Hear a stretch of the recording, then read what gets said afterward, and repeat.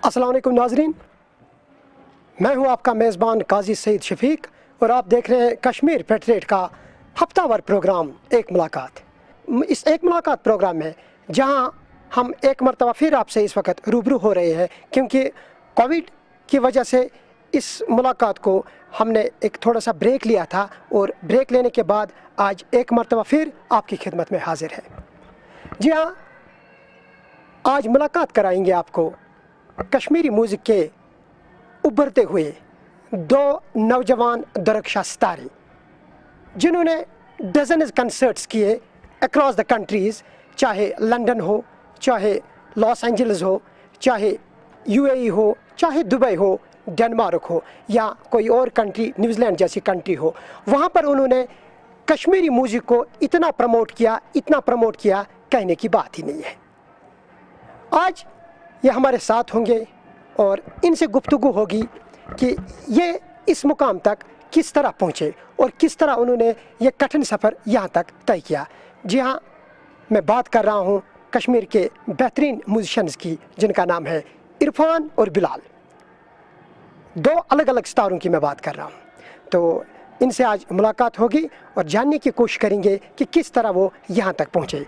जी अस्सलाम वालेकुम बिलाल साहब, खैर मकदम है आपका कश्मीर पेट्रियट की इस एक मुलाकात। वालेकुम अस्सलाम। इरफान साहब, आपका भी खैर मकदम कर रहे हैं। बहुत दिनों के बाद आप लोगों से मुलाकात हुई, तो वालहना इस्तकबाल करता हूँ मैं आपका। थैंक यू सो मच, मेहरबानी आपकी, आपने हमें इस प्रोग्राम में बुलाया।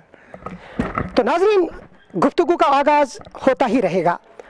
कोशिश करेंगे कि हमारा जो कल्चर है, हमारा जो एटमॉस्फेयर है, कश्मीर का जो यहाँ का एटमॉस्फेयर है, उसे गुनगुनाने की कोशिश करेंगे।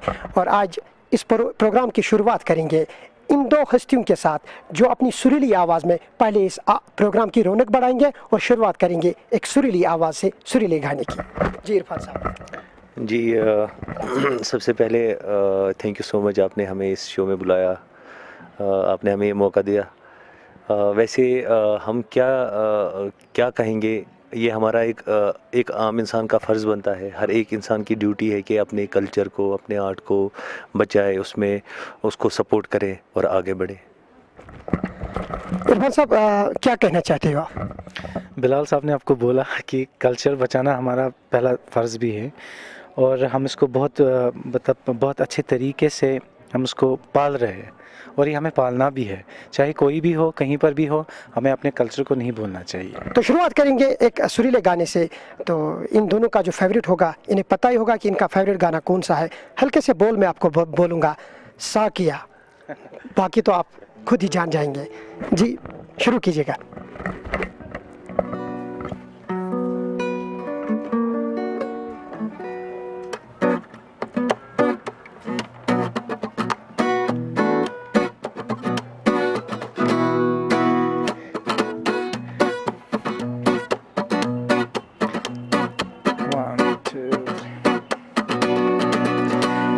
साकियन मई खान पैमान बचाना, साकियन मई खान पैमान बचाना, दिलदारन हा दिल जान पैमान बचाना, साकियन मई खान पैमान बचाना। 1 2 Södürüz mazdurdan, södürüz mazdurdan, durdravnish sadfas, durdravnish sadfas, durdravnish sadfas, durdravnish sadfas, kanbuz may afsan पैमान बचाना, साकियन मई खान पैमान बचाना, दिलदारन हा दिल जान पैमान बचाना, साकियन मई खान पैमान न बचाना। बहुत खूब, बहुत खूब। सुरीली आवाज़ में आपने इस प्रोग्राम का इफ्तिताह किया और ये बड़ी अच्छी बात है कि जो हमारे नाज़रीन इस वक्त हमारे साथ जुड़े हुए हैं इनको बहुत मज़ा आया होगा आपकी इस सुरीली आवाज़ से। तो चूँकि आप दोनों चाइल्डहुड फ्रेंड्स हो, ये जो म्यूज़िक का सफ़र है ये किस तरह स्टार्ट हुआ आप लोगों ने, मतलब मन कैसे बना लिया? कोई और प्रोफेशन क्यों नहीं चूज़ किया आपने कि आपने मन में ये बना लिया कि नहीं, अगर हमने ज़िंदगी में कुछ बनना है तो म्यूजिशियन ही बनना है? तो बिलाल साहब से जानने की कोशिश करेंगे। इरफान साहब से जानिए। ठीक है, देखिए जब बच्चा पैदा होता तो उसकी डेस्टिनेशन क्या होती है किसी को नहीं पता। हमें शायद गॉड गिफ्ट था अंदर से। हम म्यूज़िक के साथ पहले वो जब बचपन में थे तो वो लोटा वोटा वगैरह वो ड्रम्स वम्स बजाते थे, टेबल स्कूल में बजाते थे। तो कहाँ से इस चीज़ का अंदर से वो आया कि नहीं हमें म्यूज़िक में जाना चाहिए, वो तो फिर टीन एज भी गई। टीन एज में भी पता नहीं था कि हमें डिसाइड करना क्या है। स्टडीज़ में जब हम स्टडीज़ कर रहे थे, स्टडीज़ में ज़्यादा उतना ध्यान नहीं दिया जितना म्यूज़िक में दिया। फिर आहिस्ते आहिस्ते फिर वो जर्नी स्टार्ट हुई। जब हम बड़े हो गए तो बड़े हो के पता चला नहीं हमारी डेस्टिनेशन यही है। दोनों से मैं आपसे पूछना चाहूँगा कि इंस्पिरेशन आपको कहाँ से मिली? कैसे आपने जहन में ये बना लिया कि काश हम भी म्यूजिशियन होते या अच्छे सिंगर बनते? तो वहाँ इंस्पिरेशन कौन सी जगह में आपको मिली? सबसे पहले मेरे घर में मेरे मामा जी थे, वो फ्लूट प्ले करते थे पहले ज़माने में। तो मैं सेकंड थर्ड क्लास में पढ़ता था तो मुझे बहुत पसंद आता था उनका फ्लूट बजाना। मेरे रात को मैं सपनों में भी देखता था मेरे मामा जी फ्लूट बजा, मैं भी बजा रहा हूँ, म्यूज़िक के साथ शौक़। ऐसी ही सेम कहानी इसकी भी है, मेरे भाई की भी। तो इनके भाई तुम्बक नारी बजाते थे आपस में, घर में खेलते खेलते, तो मजाक में गाते बजाते भी थे, तो इनको बहुत पसंद आता था। तो इन्होंने भी वही चीज़ें ले ली, मैंने भी वही किया। तो एक बार मैंने अपने मामा जी से बोला कि अब आप दिल्ली जा रहे हो? उन्होंने कहा दिल्ली जा रहा हूँ। मैंने कहा एक फ़्लूट लाना मेरे लिए। तो बस वो दिन वो फ़्लूट आई, जब उन्होंने फ्लूट लाई और वो तब से जर्नी शुरू हो गई, तब से नींद हराम हो गई हमारी। कौन सा ऐसा पहला इंस्ट्रूमेंट था जो इरफान ने अपने हाथों में लिया और फिर ये समझा कि नहीं, अगर मुझे इस वक्त थोड़ी सी मिस्टेक हो जाए तो एट द एंड मुझे ये इंस्ट्रूमेंट बजाना ही है? जैसे बिलाल साहब ने अभी बताया आपको कि ये मतलब मेरे जो बड़े भैया हैं वो तुम्बक बजाते थे शादी में ना, जब अपनी जो गेट टुगेदर होता है। तो इंस्पायर में वहाँ से हो गया, मैंने तुम्बक ही लिया था। तो तुम्बक मेरी माँ ने मुझे दिया था। तो तुम्बक नहीं रहता सोना कशिर पर। तो उन्होंने जब मुझे तुम्बक नारी दी तो मैं सीख रहा था आहिस्ते आहिस्ते आहिस्ते आहिस्ते। पहला इंस्ट्रूमेंट मेरा तुम्बक नारी है, मतलब ड्रम्स वगैरह ये हमारा पहला है। बिलाल का पहला फ्लूट था। उसके बाद जब हम बड़े हो गए, हमने माहौल देखा, हमने कहा नहीं हमें और कुछ सीखना चाहिए। तो फिर उसके बाद मैंने गिटार लिया और बिलाल ने कीबोर्ड और हारमोनियम स्टार्ट कर दिया। अगर हम कश्मीरी म्यूजिशियंस की बात करेंगे तो नाम लेते लेते हम थक जाएंगे। आप दोनों की अगर हम बात करेंगे तो किससे आपको सीख मिली, कहाँ से आपको इंस्पिरेशन मिली? मैं अपने कश्मीर की बात कर रहा हूँ। कश्मीर में हमारे उस्ताद इनके भाई है, मेरे उस्ताद मेरे मामा जी है। तो पहले उस्ताद तो वही है जी। आप नाज़रीन को नाम बताइए। मेरे मामा जी, मरहूम मामा जी मेरे अब्दुर्रहमान उनका नाम था। वो इस दुनिया में नहीं है, बहुत कुछ टाइम पहले ही वो इस दुनिया से चले। तो इनके भैया मेरे मामा जी फ्लूट प्ले करते थे तो मुझे अच्छा लगता था उनका। तो पहले उस्ताद मेरे वही हो गए। तो इनके भैया तुम्बक बजाते थे तो इनके उस्ताद पहले वही हो गए। इंस्पायरेशन तो हमारी उन्हीं से है असल में, इन्हीं दो से। तो फिर साथ में हम लोग टीवी भी देखते थे। यहाँ उस ज़माने में गुनी लोग हुआ करते थे। तो जैसे विजय कुमार मल्ला साहब गाते थे, तो उनका जब भी कश्मीरी चैनल पे कोई गाना आता था तो हमारी जान निकलती थी उनका गाना सुन के। मतलब हम लोग रात भर सोचते थे फिर इन्होंने कैसे गाया। वो भी एक इंस्पायरेशन रही। फिर हमने डिसाइड किया कि यहाँ कश्मीर में उतना माहौल नहीं है म्यूज़िक का सीखने सिखाने का, तो यहाँ नहीं है, उस्ताद नहीं है कोई। क्योंकि ये इस वैली का तो आपको पता ही, यहाँ बहुत सारे और भी मसाइल हैं यहाँ। तो हमने क्या किया, हम लोगों ने शिफ्ट किया। हम लोग भागे यहाँ से, फिर मुंबई गए पहले, फिर वहाँ से वापस आए। घर में बहुत प्रॉब्लम हो गई, घर वालों ने ढूंढने की बहुत कोशिश की, हम लोग मिले ही नहीं। फिर हमने खुद ही डिसाइड किया हम वापस आएंगे। फिर मुंबई से वापस आए श्रीनगर, फिर यहाँ 1 साल और रहे। लेकिन हमारा ध्यान सिर्फ बाहर की तरफ था कि हम लोग को सीखना है, हम लोग को कुछ करना है यहाँ। तो हम लोगों ने पैसे जमा किए, फिर आराम से निकले यहाँ से, गए पंजाब, वहाँ से 6-7 साल के बाद वापस आए। तब वहीं हमें उस्ताद भी मिले, वहीं हमने अच्छा माहौल भी देखा, म्यूज़िक का माहौल देखा। क्योंकि पंजाब में आपको पता ही है, हमारे यहाँ हिंदुस्तान में 2 टाइप के म्यूज़िक है।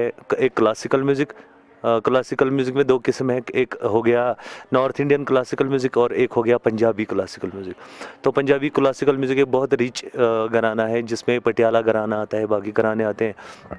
तो हम लोग पटियाला घराने से ताल्लुक़ रखते हैं। साथ में हम लोगों ने शाम चौरासिया गाँव है पंजाब का, तो उस गाँव में भी शाम चौरासिया घराना एक बहुत मशहूर घराना है। उस्ताद सलामत अली ख़ान साहब, उसके एक बहुत अजीम पुल है उनका, तो वो निकल चुके हैं यहाँ इस दुनिया से। अब उनके बेटे उस्ताद शफ़क़त अली ख़ान साहब इस घराने को निभा रहे हैं। लेकिन उन्होंने फिर जब यहाँ हिंदुस्तान पाकिस्तान अलग अलग हो गया, तो कुछ लोग जो बॉर्डर पे रहते थे, तो कुछ आधे पाकिस्तान की तरफ चले गए, आगे इधर की तरफ। लेकिन आपको पता ही है, म्यूज़िक की कोई लैंग्वेज नहीं है, म्यूज़िक का कोई धर्म नहीं है, म्यूज़िक का कोई ऐसा है नहीं।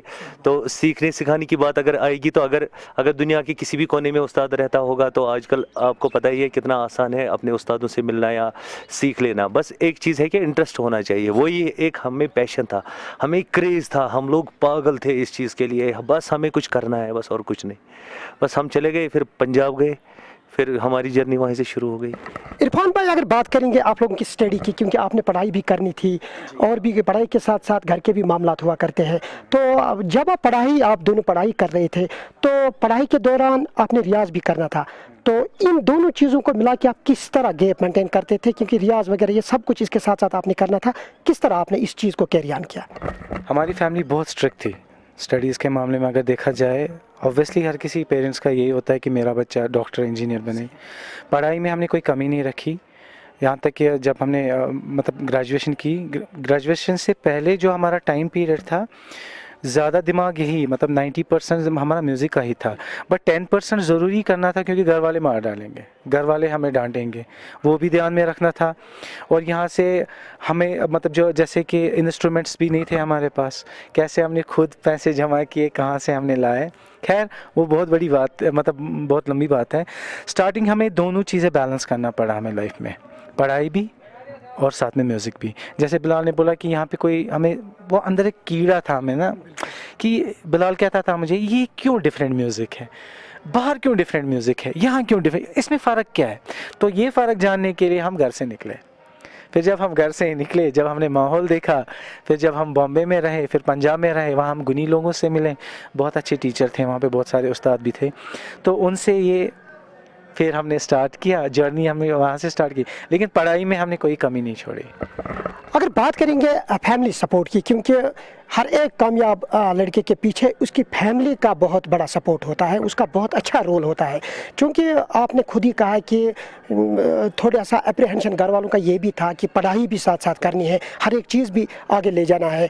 तो इन दोनों चीज़ों को मिला के फैमिली ने आप लोगों को कितना सपोर्ट किया? क्या फैमिली आपकी ऑप्टिमिस्टिक थी कि ये जो 2 जन हैं, ये इन फ्यूचर कश्मीर के बड़े सितारे बनेंगे? बिलाल।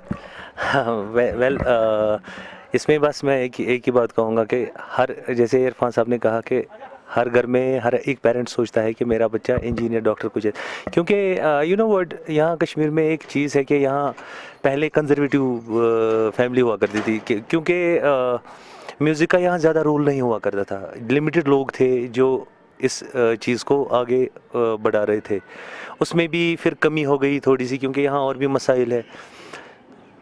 और जो यहाँ की फैमिली, अक्सर आप देखेंगे हर फैमिली को डॉक्टर और इंजीनियर, कुछ बहुत लिमिटेड प्रोफेशंस लोगों को पता है यहाँ कि इसमें बच्चा जाएगा तो ये बहुत कामयाब होगा।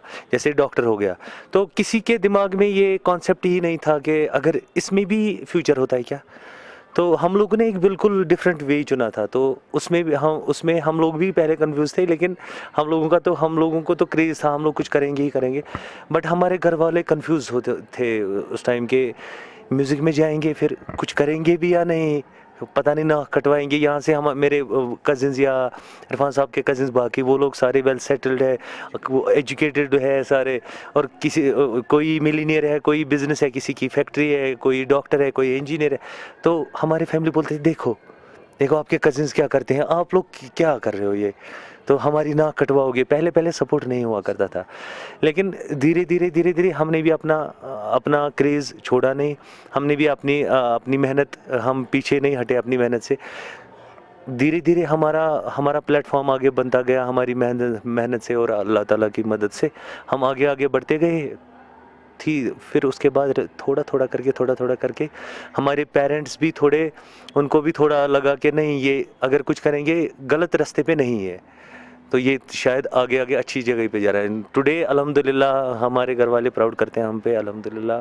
तो नाज़रीन, इस वक्त हमारे साथ जुड़ी हुई है इरफान बिलाल, हमारे साथ इस वक्त मौजूद ही है। तो बिना वक्त ज़ाया किए ये दो जन जो हमारे साथ इस वक्त मौजूद है, मुझे उम्मीद है कि आप बेसब्री से दूसरे गाने का वेट कर रहे होंगे, तो मैं इनसे रिक्वेस्ट करूँगा ये आप लोगों के लिए एक अच्छा सा गाना कश्मीरी आवाज़ में गाए।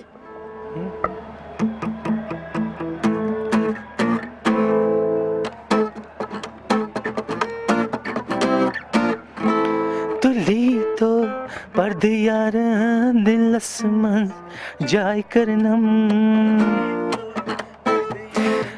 दिल असमान जाय करनम मैं तैम से एक इशारा, दिल असमान जाय करनम तुले तो पर्द यार दिल असमान जाय करनम। ओ ओ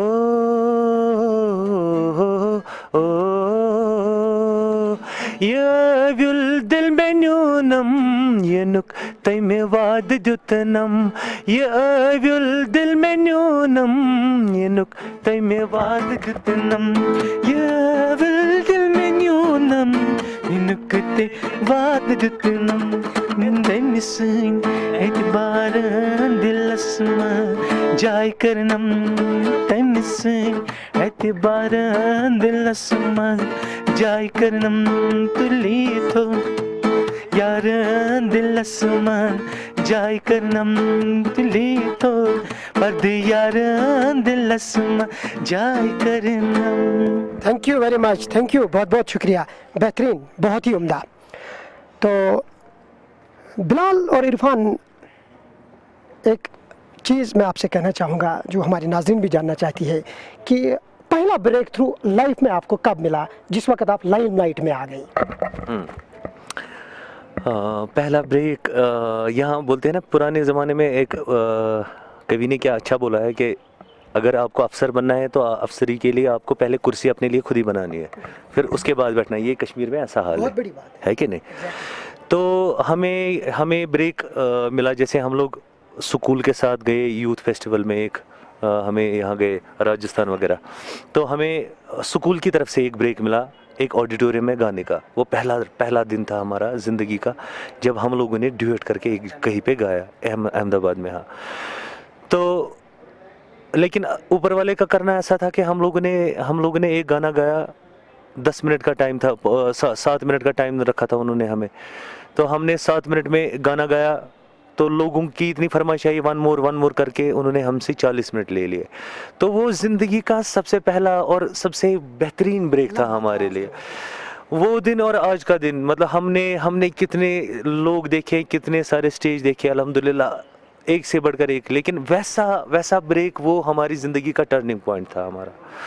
तो उसके बाद हम लोगों को उससे हम लोग इंस्पायर हो गए, हम लोगों को बहुत इंस्पायरेशन मिली उस चीज़ से।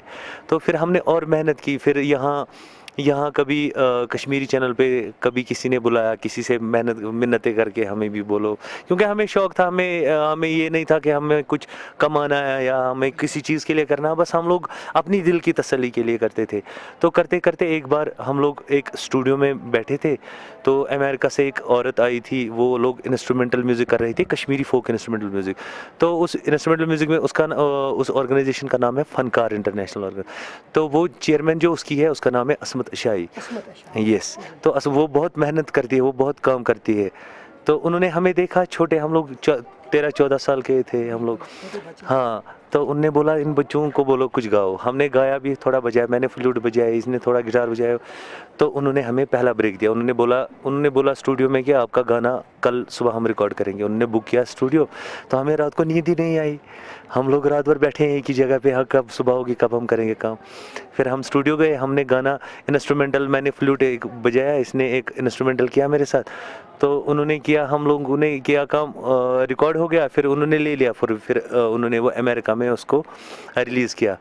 वो हमारी लाइफ का सबसे पहला ब्रेक था। और थैंक यू सो मच असमत शाही जी का कि उन्होंने उस टाइम हम लोगों को इतना बूस्ट किया, हम लोगों को बोला कि तुम लोग सितारे हो यहाँ कश्मीर के, ऐसे करना वैसे करना। तो वो चीज़ें हमने ले ली। मतलब इरफान साहब, जिस वक्त आपको बाहर जाने के लिए कॉल आई, तो क्या वो आपके लिए किसी ड्रीम से कम नहीं था?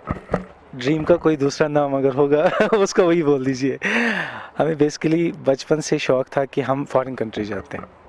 अक्सर ये डिस्कशन हुआ करता था इसके और मेरे बीच में, क्योंकि हमारा जो स्टाइल था, जो हमारा जॉनरा था, वो कहीं ना कहीं पे वेस्टर्न म्यूज़िक के साथ रिलेटेड था।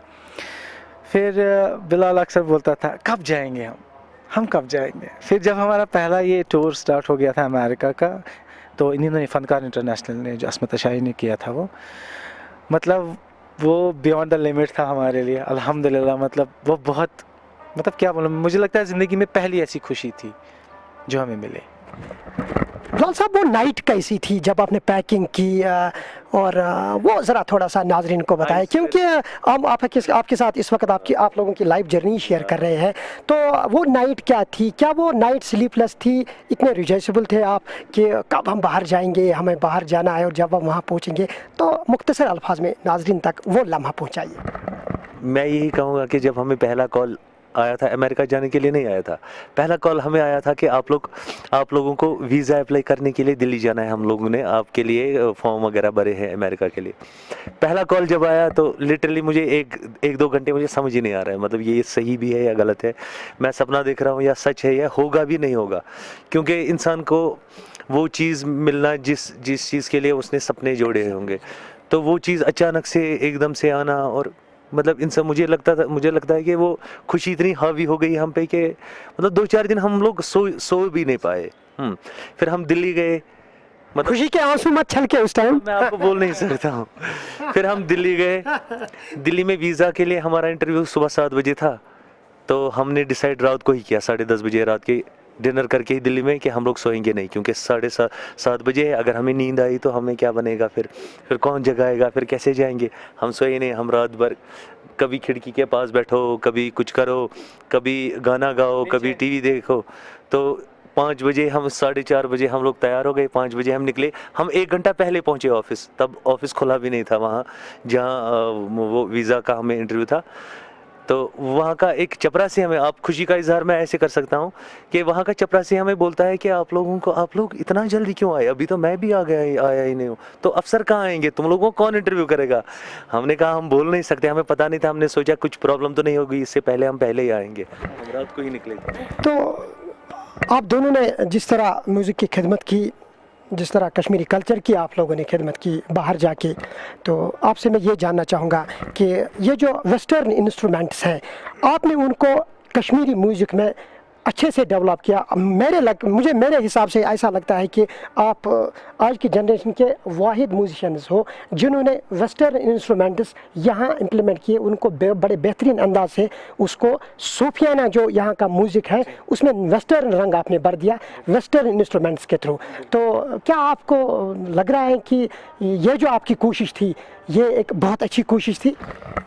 ये तो ज़बरदस्त कोशिश थी और ये हमारा ड्रीम भी था कि यहाँ ऐसा हो जाए। देखिए, हम पहले अपने कल्चर को नहीं भूल सकते।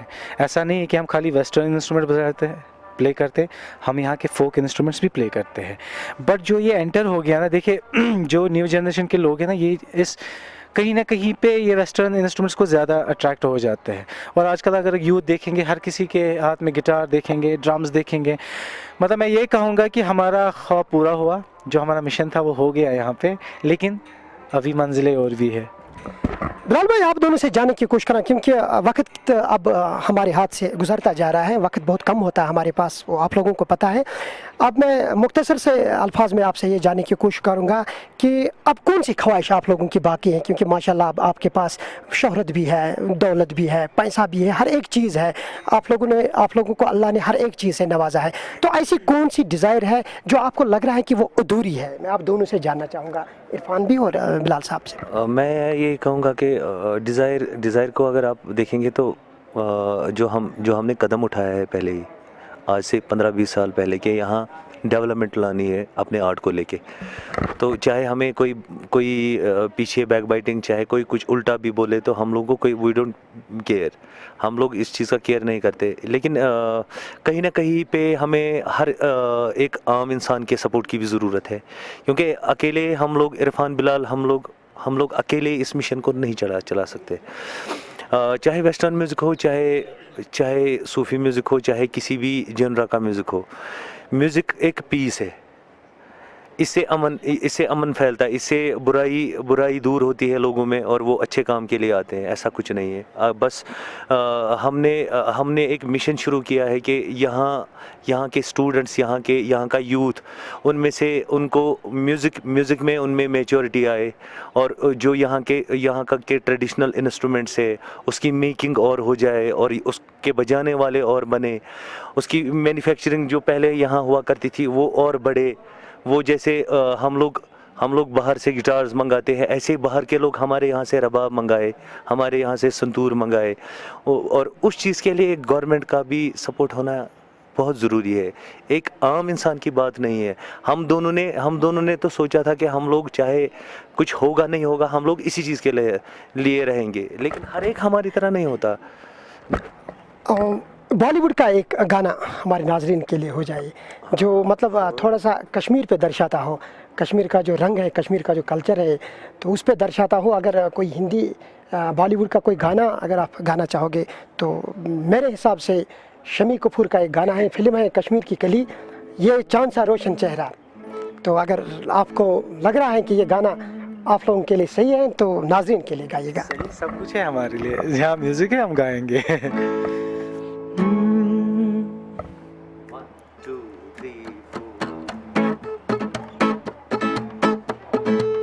ये चांद सा रोशन चेहरा, जुल्फों का रंग सुनहरा, ये जेल से नीली आँख, कोई राज है इनमें गहरा, तारीफ करूं क्या उसके जिसने तुम्हें बनाया, तारीफ करूं क्या उसकी जिसने तुम्हें बनाया।